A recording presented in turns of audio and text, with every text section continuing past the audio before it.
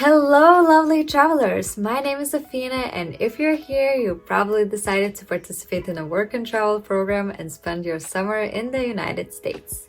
I know how scary it might be to go to another country, especially alone, so I want to share my insights to make your whole experience more convenient. Since I lived in Wildwood, New Jersey, not everything might be relevant, for example, for those who are going to work in the national parks. But I think there will be a lot of things that will come in handy. So I suggest you watch at least this video and then decide if it's useful for you or not. And in the future, I hope to have conversations with young people who are working in another states. The first and very important thing that I feel is not emphasized enough before you buy your plane tickets is the actual day you will start working. Tuesday is the day your training starts, at least in Wildwood. And in America, it's called Orientation Day. What I mean by that is it doesn't matter if in your contract it is stated that you'll start working on, let's say, June 3rd, which would be Wednesday. No, you will start a week later, which would be the next Tuesday. And I certainly don't recommend to come on Monday to save money, because you will have to get into the rhythm and do some very important stuff first. So speaking about important things, first of all, obviously, mobile operator. Personally, the most efficient one for me was Mint Mobile. I paid only $15 a month for a 3-month plan, and it worked perfectly in the big cities. But while traveling through national parks, I basically had no connection at all. My friend with whom I traveled after work had bought AT&T, so she had a connection almost everywhere, even though sometimes it was weak. But if I'm not mistaken, for this plan you have to pay $50, and only if you get a prepaid plan. After my Mint Mobile plan expired, I bought T-Mobile for also $50 a month, and it worked perfectly, I think, everywhere. And I didn't require to have a prepaid plan.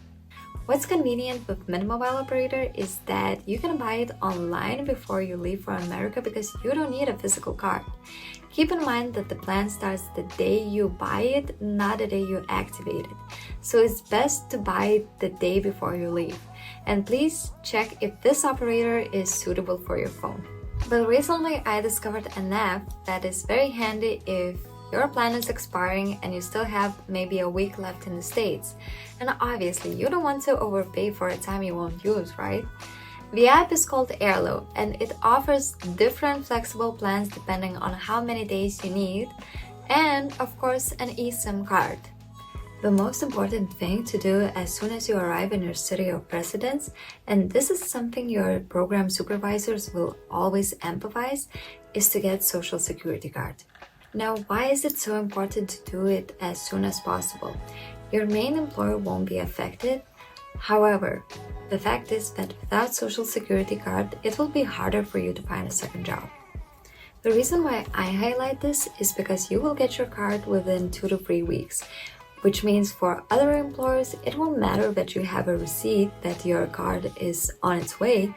While you still don't have it in your hands, you most likely won't get hired.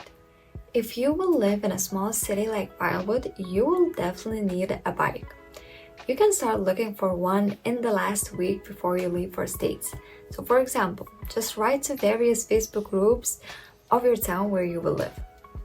Also, you can try to find on Facebook your home country communities who live in the States. I can say it from my experience that finding people from your country is very convenient because it's likely they will be so helpful and might even lend you a bike for a season, and then you will just return it back with a small thank you gift. Another alternative, which is a little bit risky, is to buy a scooter from Walmart and then just try to return it after the season. In this step, what you can also take care of before you leave is to take a bike log, as you may not get one with the bike. Last but not least, bank account. I suggest you do it in your city to avoid any inconveniences if, for example, you will need to block your card. I opened my account at TD Bank and I can recommend it with all my heart as it was so easy to deposit all my checks through the app at any time and even to contact them when I got back home. Please take 2 to 3 hours for this job as there definitely will be a queue and it takes approximately 45 minutes to sign all the documents and get the app set. And however it sounds, let the bank workers handle the app. I specifically say this after a bike point because you might live in a place where bank can't be reached by foot and there might not be public transport either. Once again, things to keep in mind. The day you start working, Tuesday. Then, mobile operator, social security card, bike and bank. Next time, I'll probably tell you what kind of things you should consider taking with you on this life trip. So if you found this video at least a little bit useful, I strongly encourage you to subscribe to my channel, press the like button, share with the friends, and all the other stuff YouTubers say at the end of the video. See you later!